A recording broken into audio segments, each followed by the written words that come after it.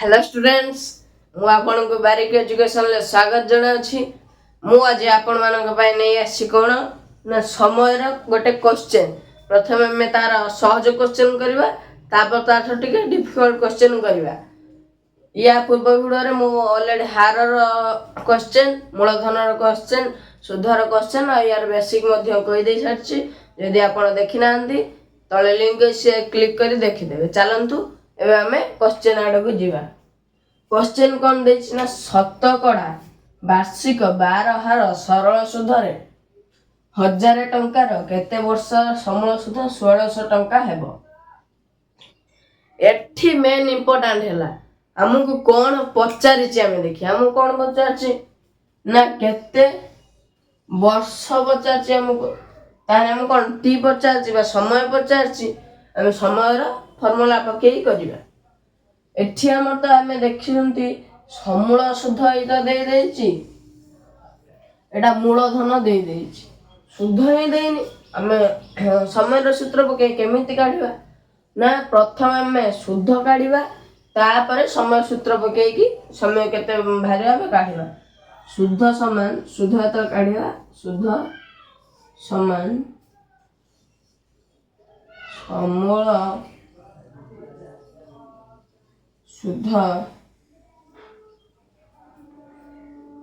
फेड़ाण मूलधन समूल शुद्ध आमर केते देछि ना 1600 टका। हमें लिखि देले 1600। फेड़ाण मूलधन केते देछि ना 1000 देछि। हमें लिखि देले 1000। 1600 रो 1000 गला केते ना 600। 600 हमर कोन भाला शुद्ध 600 टका भाला। एबे हम कोन पकेबा ना ए जो वर्ष रो समय रो फार्मूला पकेबा पके के देखिबा हमर समय केते भाछि। समय एटा लिखि देउ जागा हबन तो मोले भे दे लिखि देले मो बेली भे दे।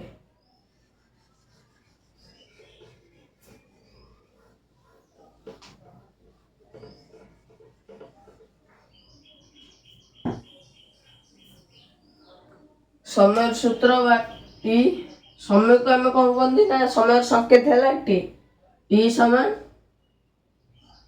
आई गुणन 100 बाई पी गुणन आर। हमें देखिया हमर आई केते देछि। हमर आई हेतल केते बाहर थिला ना 600 बाहर थिला। लिखि दो जी आई समान 600 पी समान 1000 टी 50 हमको आर समान 12। एठी हमें देखिया आई कोन 600 हमें लिखि देले 600 देछि गुणन 100 बाई पी हमको केते देछि ना 1000 लिखि देले 1000 गुणन आर केते देछि ना 12 हम लिखि देले 12। ये जो आई पी टी आर यार एटा को गोटे गोटे आर टा हला हार संकेत टी टा हला समय संकेत पी टा हला मूलधन संकेत आई हला शुद्धर संकेत। हो एबे हम कोन करबा ना गोटे शून्य कटिला गोटे शून्य कटिला ये गोटे शून्य कटिला 6 के 6 6 दुणे 12 2 के 2 2 5 10 ताने केते होला ना 5 होला 5 वर्ष। ताने हमर आंसर केते होला 5 वर्ष होला। या पर हमें यार डिफिकल्ट क्वेश्चन करबा चलन। हां देखंतु 2 नंबर क्वेश्चन कोन ना वार्षिक 7% हार सुधरे केते वर्ष रे 1350 टंकार समूल सुध 1586 टका 25 पैसा हेबो। एठी हम कोन पचारछि ना समय पचारछि। हमें एठी देखिया हम शुद्ध केते देछि 1350 टका हला हमर मूलधन दे देछि समूल सुध देछि 1586 टका 25 पैसा। ताने हम कोन शुद्ध पचारछि शुद्ध काढिया तापर जेंकि समय रो सूत्र पके हमें काढिया शुद्ध समान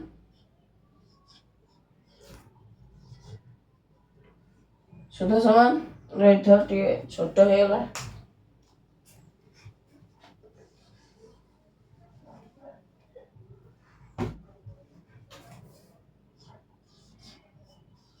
ସୁଧ ସମାନ ସମୂଳ ସୁଧ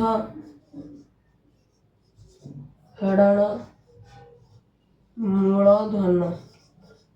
ଏଠି ଆମ ସମୂଳ ସୁଧ କେତେ ଦେଇଛି ନା 1586.25 1586.25 ଫେଡ଼ାଣ ମୂଳଧନ କେତେ ଦେଇଛି ନା 1350 ଆମେ ଏଠୁ ଫେରିଲା ପରେ ଆମର କେତେ ବାହାରିବ ନା ପୁରା ଫେଡ଼ିକି ଦେଖେଇ ଦେଉଛି ଆପଣଙ୍କୁ। ତାପରେ 1350 ପଇସା 5 0 5 2 6 0 ହେଲା 6 8 5 ହେଲା 3 5 3 ହେଲା 2 1 ଗଲା 0 ତାହେଲେ 236.25 ଆମର ବାହାରିଲା କ'ଣ ସୁଧ।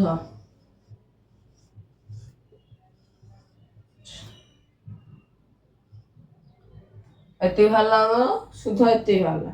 ତାହେଲେ ଆମେ କ'ଣ ସମୟ କାଢ଼ିବା। ସମୟର ଫର୍ମୁଲା ପକେଇକି କାଢ଼ିବା।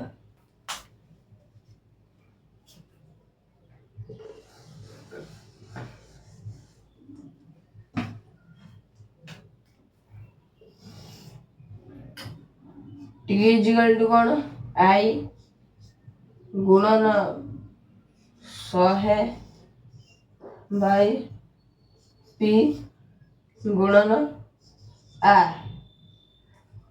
ତାହେଲେ ଆମେ ଏଠି I କେତେ ଦେଇଛି ଆମକୁ ଆମର I କେତେ ବାହାରିଲା ନା 236.25 ଲେଖିଦେବା 236.25 ଗୁଣନ 100 ବାଇ P କେତେ ଦେଇଛି ନା 1350 ଲେଖିଦେଲେ 1350 ଗୁଣନ ଆମର R କେତେ ଦେଇଛି ନା 7% ଲେଖିଦେଲେ ଗୁଣନ 7।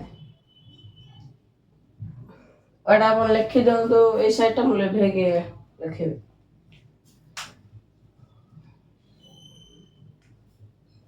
ଖାଲି ଫର୍ମୁଲାଟା ଥାଉ ସଂଖ୍ୟା ଗୁଡ଼ାକ ଲେଖି ଦେଉଛି।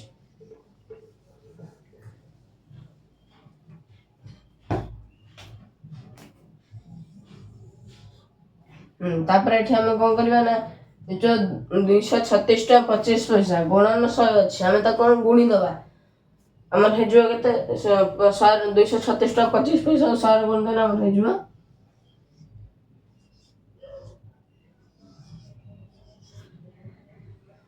23,625 ହେଇଗଲା। ତାପରେ ବାଇ 450 ଗୁଣନ 7 ଏକୁ ଆମେ କଟାକଟି କରିବା। ପ୍ରଥମେ 5 କଟିଦେବା 5 2 10 13 10 ହେଲା 3 35 5 7 35 0 270 ହେଲା 1 ପୁଣି 5 କଟେଇବା 5 4 20 23 ରୁ 20 ହେଲା 3 36 5 7 35 36 ରୁ 35 ହେଲା 1 12 5 2 10 12 ରୁ 10 ହେଲା କେତେ ନା 2 ପୁଣି 25 ହେଲା 5 5 25 ତାହେଲେ ହେଲା 4725। ତାପରେ ପୁଣି ଆକୁ କ'ଣ କରିବା ନା 5 କଟେଇବା 5 5 25 27 25 ହେଲା 2 20 5 20 ତାପରେ ଏକୁ ପୁଣି 5 କଟେଇବା ତଳେ ଏଇଠି ଲେଖିଦେଉଛି 5 ନୂଆ 45 47 45 ହେଲା 2 22 5 20 22 ରୁ 20 ହେଲା 2 25 5 5 25 କେତେ ବାହାରିଲା ନା 945 ଆମର ବାହାରିଲା। ପୁଣି ଆକୁ କେତେରେ କଟେଇବା ନା 7 K 7 7 ଗଲା 2 7 21 24 ରୁ 21 ହେଲା କେତେ 3 35 7 5 35 135 ସେଠି ଆମର ବାହାରିଲା। ତାପରେ ଦେଖିବା ଆମର ଏଇଟା କେତେରେ କଟୁଛି 5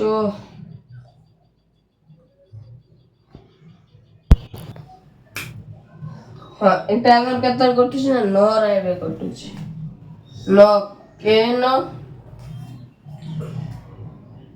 13 ନ ଗଲା କେତେ 4 45 9 5 45 ତାପରେ 9 54 ଏଠି ଆମର କେତେ ବାହାରିଲା ନା 15/6 ବାହାରିଲା ଇଏ ବି କଟିବ 3 ଦୁଗୁଣେ 6 3 5 15 ତାହେଲେ ଆମର କେତେ ବାହାରିଲା ନା 5/2 5/2 ବର୍ଷ ବା 2 ପୂର୍ଣ୍ଣ 1/2 ବର୍ଷ ଆମର ଆନ୍ସର ହବ এইটা অপশন লো ଦେଇଥିଲେ ଏଇଟା ଆମର ଆନ୍ସର ହବ ଏଇଟା ବି ଦେଇଥିଲେ ଏଇଟା ବି ଆମର ଆନ୍ସର ହବ थैंक यू नेक्स्ट वीडियो रे ମୁଁ ଆପଣଙ୍କ ପାଇଁ 4-5ଟା ଯୋଉ ବହି କହିଥିଲି ସେ ବହି ଭିତରୁ ଗୋଟେ क्वेश्चन ନେଇକି ଆସିବି